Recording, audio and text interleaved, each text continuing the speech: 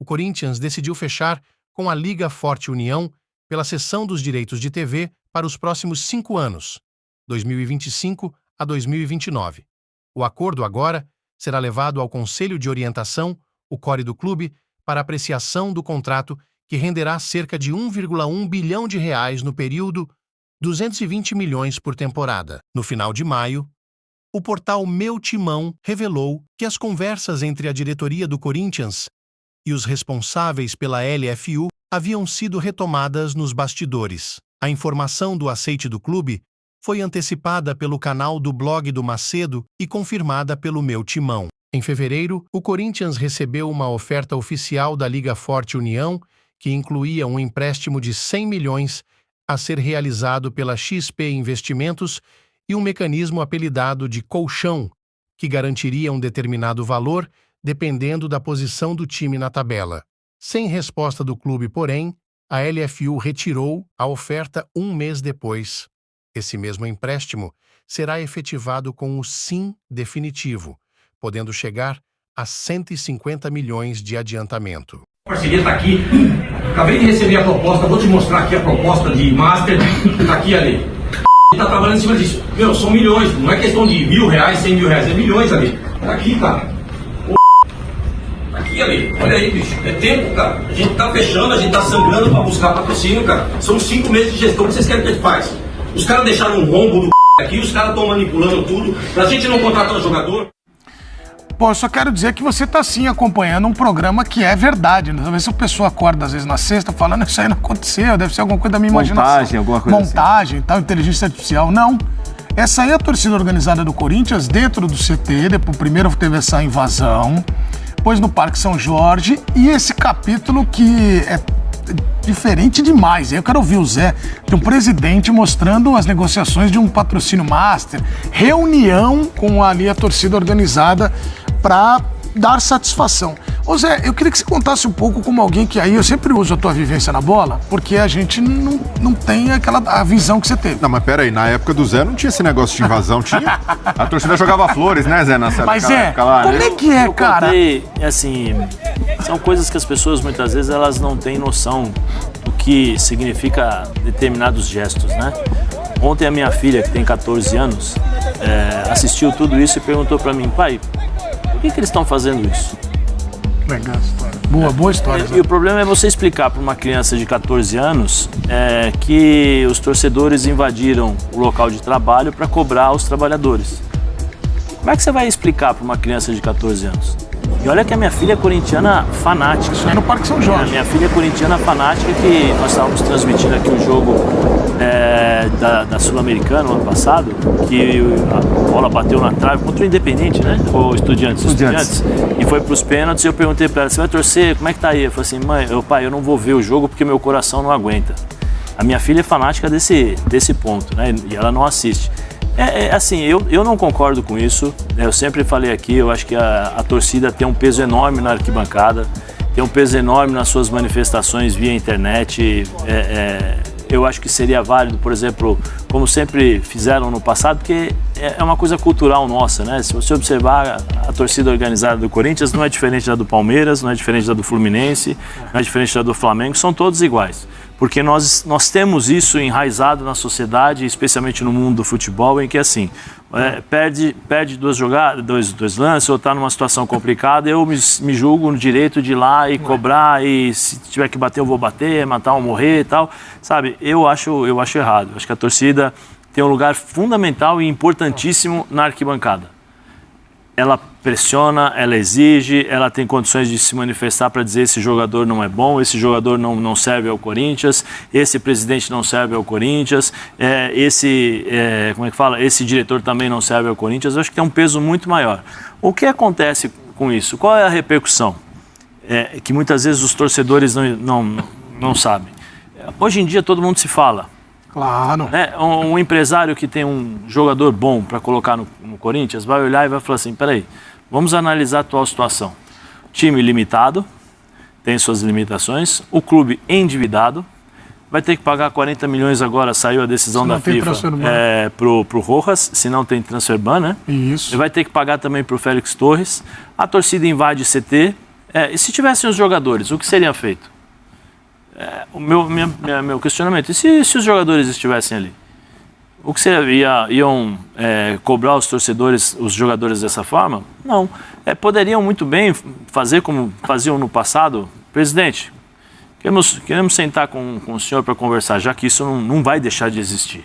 Vem cá, faz uma comissão, presidente da torcida organizada, vice-presidente, os caras mais importantes em termos de hierarquia, senta com o presidente e conversa, como sempre foi feito.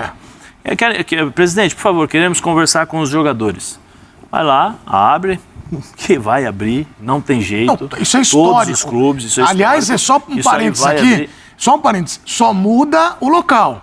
Que toda semana nós estamos falando de torcida organizada entrando ou dando pressão. Assim, vai semana lá. passada foi do Vasco, teve a do Cruzeiro.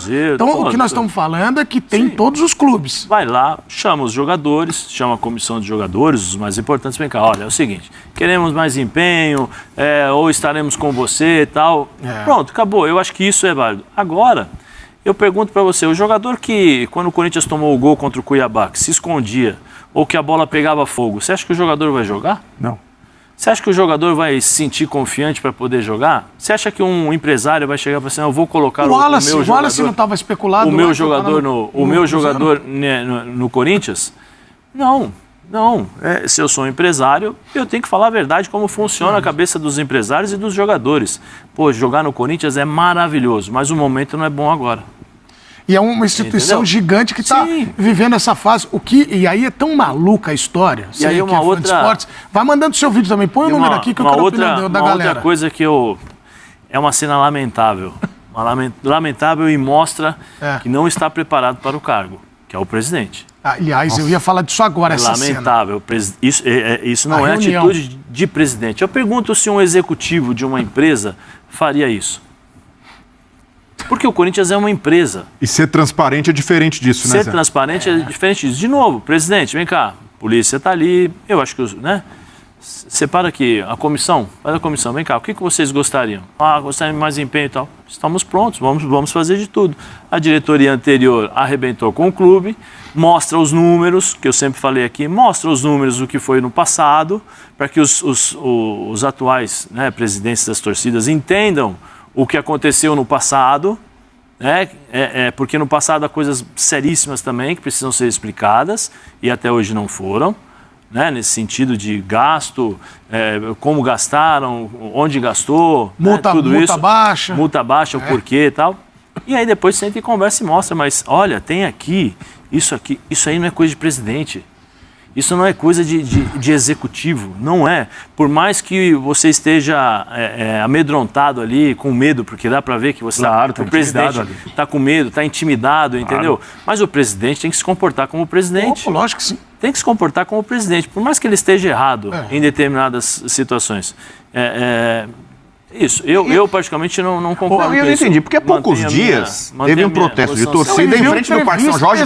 Ele saiu da sala de presidências e foi lá com o povo lá, subiu na grade, parecia torcedor. Sabe qual é o problema? Chama-se segunda-feira. Sociedade Esportiva Palmeiras, um jogo em que nós estamos vendo a diferença de uma equipe dentro de campo, fora de campo, com a outra equipe que é o Corinthians. Essa é a grande diferença e o estupim de tudo isso. Como você falou, 5 dias atrás ele estava sem... Mas ele já falou o que tinha que falar. Mas se ele foi responder para torcedor lá como ele foi lá na grade falar, ele já não tinha, já dei meu recado. Exatamente, e aí eu vou até jogar para você com um assunto importante, que é a questão da credibilidade do Corinthians e do presidente. Bubu, ele falou que vai trazer quatro jogadores titulares. 4, ele não falou 1, 2... Falou 4. Outra coisa, ele mostrou a proposta do patrocínio Master. Você imagina se eu sou a empresa A, B, e eu tô lá, mandei a proposta é essa. Já tá ali, o cara da Gaviões... Já sabe a proposta que você tá na mesa, cara. Que credibilidade tem esse Corinthians agora, Bubu? A credibilidade é zero, né? Eu falei ontem aqui, por exemplo, a gente tava discutindo muito a possível saída do Antônio Oliveira. Eu falei, tudo que o Antônio Oliveira fala, eu acredito. Desde a chegada dele... Você pode não gostar de alguma escolha dele, de escalação, de substituição, mas o trabalho dele que está sendo podado, está sendo cerceado, porque perde jogador, não sei o quê, a diretoria perdeu 2 goleiros, não sei o quê e tal. O trabalho dele, ele vem e fala público, não, mas o que ele está falando pode implodir o vestiário, os jogadores podem não gostar. Ele está sendo sincero. Eu acredito no Antônio Oliveira, quer dizer que eu sou fã dele. Mas assim, Claro. o presidente do Corinthians, eu já passei dessa fase. Eu não é mais fã dele. Não, eu não acredito no que ele fala. Então, por exemplo, tudo indica agora, um dos reforços do Corinthians é o Hugo Neneca, é o goleiro. Um desses 4 seria ele. Então seria o Hugo Neneca pro gol e mais 3 jogadores. E a gente já ouviu de alguns aqui, o Wallace e tal, que eram alvos que já não vem mais, né? Então, ele tá encontrando dificuldade para fazer absolutamente tudo para contratar jogador. Ele acusou, ele sempre acusa, né? A diretoria anterior, outras pessoas, traíras, né? Que o largaram. Que ele tá tentando contratar jogadores e tá encontrando dificuldade porque estão minando ali.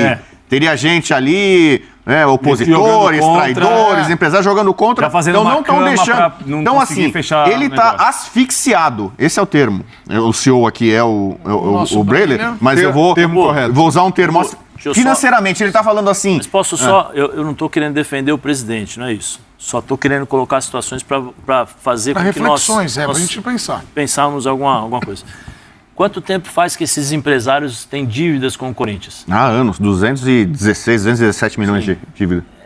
Por que eles não cobraram antes e estão cobrando agora? Então, É só uma coisa para colocar na é uma coisa sabe? que ele está falando. Eles estão asfixiando a administração dele. Você vê o Vessone falou outro dia aí de uma situação, tem até numa entrevista com o Benja, sobre uma dívida que era de 30 milhões com o J. Marucelli, que era uma dívida de 3 milhões, 4 milhões, sobre 20%. Depois, por favor, se vocês puderem aí pegar, vocês vão ver. A dívida, um exemplo, acho que era de 2 milhões ou 30 milhões na venda do jogador que o Corinthians tinha emprestado, do Jusilei, para a Rússia.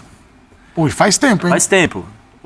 Eles tinham que passar 20% de cada porcentagem até um determinado dia, senão... tem uma história, é só vocês buscarem na internet e vocês vão ver. A dívida de 10 foi para 33 milhões. A do Rojas parece um pouco assim, A do Rojas também foi assim.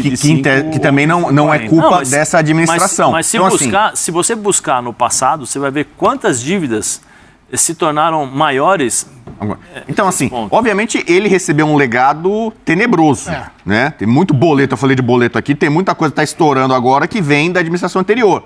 Só que ele também cometeu erros absurdos. O contrato da Vaidbet, que era o maior da história e que virou o maior mico de patrocínio desse país, a culpa é dele. A diretoria inteira não tem nada a ver com isso. Sem borrifar, pelo amor de Deus, me leva você mal. não borrifa. Não, borrifar é legal Não é do seu feitio. E o erro dele, ele rompeu com a antiga patrocinadora, o Corinthians tem que pagar 30 milhões, E agora tá fez sem. 300 e perdeu o patrocínio. Então ele está se atrapalhando, ele está tropeçando nas próprias pernas. É verdade que eu até imagino que a diretoria anterior não está ajudando, a transição não foi aquela maravilhosa, os caras querem mais que ele, né, se queime.